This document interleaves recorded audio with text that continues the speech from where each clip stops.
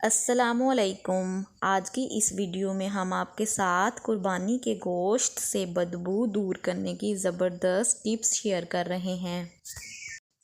आम तौर पर लोग कुर्बानी के गोश्त में मखसूस महक आने की शिकायत करते हैं और इसी वजह से बहुत से लोग कुर्बानी का गोश्त खाने से भी गुरेज करते हैं। अगर कुर्बानी के गोश्त को आटे की भूसी लगाकर 1 घंटे के लिए रख दें, इसके बाद गोश्त धोएं और पैकेट्स बनाकर आप डीप फ्रीज़र में रख दें और बराह रास्त इस्तेमाल करें। किसी किस्म की बदबू नहीं आएगी। कलेजी और गुर्दे को बगैर धोए बिना छिला हुआ लहसुन कुचलकर इस पर लगा दें। 15 से 20 मिनट छन्नी में रखने के बाद इसे नीम गर्म पानी से धोएं और इसमें से हर किस्म की बदबू ख़त्म हो जाएगी। एक प्याले में 3 खाने का चम्मच मीठा सोडा डालकर फ्रिज या फ्रीज़र में रख दें। इससे गोश्त में बू नहीं आएगी।